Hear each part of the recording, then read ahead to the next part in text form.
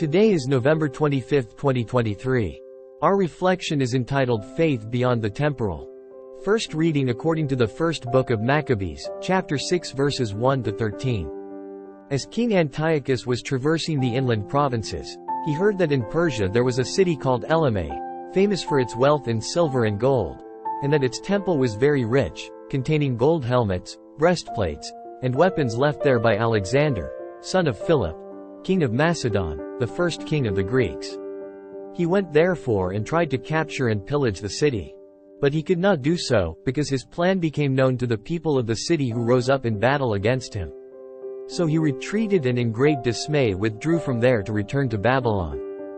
While he was in Persia, a messenger brought him news that the armies sent into the land of Judah had been put to flight, that Lysias had gone at first with a strong army and been driven back by the children of Israel, that they had grown strong by reason of the arms, men, and abundant possessions taken from the armies they had destroyed, that they had pulled down the abomination which he had built upon the altar in Jerusalem, and that they had surrounded with high walls both the sanctuary, as it had been before, and his city of Beth-zur. When the king heard this news, he was struck with fear and very much shaken. Sick with grief because his designs had failed, he took to his bed. There he remained many days, overwhelmed with sorrow, for he knew he was going to die. So he called in all his friends and said to them, "Sleep has departed from my eyes, for my heart is sinking with anxiety.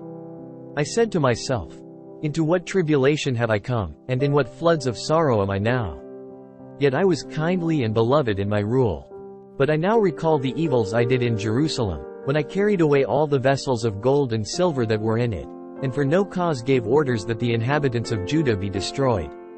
I know that this is why these evils have overtaken me, and now I am dying, in bitter grief, in a foreign land." Gospel according to Luke chapter 20, verses 27 to 40. Some Sadducees, those who deny that there is a resurrection, came forward and put this question to Jesus, saying, "Teacher, Moses wrote for us, if someone's brother dies leaving a wife but no child, his brother must take the wife and raise up descendants for his brother. Now there were 7 brothers. The first married a woman but died childless.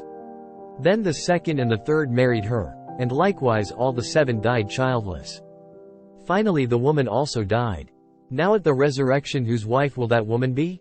For all 7 had been married to her." Jesus said to them, "The children of this age marry and remarry. But those who are deemed worthy to attain to the coming age and to the resurrection of the dead neither marry nor are given in marriage. They can no longer die, for they are like angels, and they are the children of God because they are the ones who will rise. That the dead will rise even Moses made known in the passage about the bush, when he called Lord the God of Abraham, the God of Isaac, and the God of Jacob. And he is not God of the dead, but of the living, for to him all are alive." Some of the scribes said in reply, "Teacher, you have answered well." And they no longer dared to ask him anything. In the reading from 1 Maccabees, we find a narrative of perseverance in the face of adversity. As King Antiochus sought to enforce his will, the people's commitment to their faith remained unshaken. This account inspires contemplation on the enduring nature of faith and the strength it provides in times of challenge. The Gospel of Luke presents a theological dialogue between Jesus and the Sadducees about the nature of resurrection. Jesus, with profound wisdom, transcends the temporal concerns presented to him, emphasizing the eternal perspective of life beyond this world. This dialogue prompts reflection on the essence of faith in the face of existential questions. These readings encourage us to consider the resilience of our faith when confronted with challenges and questions about the nature of life and death. How can we cultivate a faith that goes beyond the immediate circumstances and anchors itself in the eternal truths proclaimed by Jesus?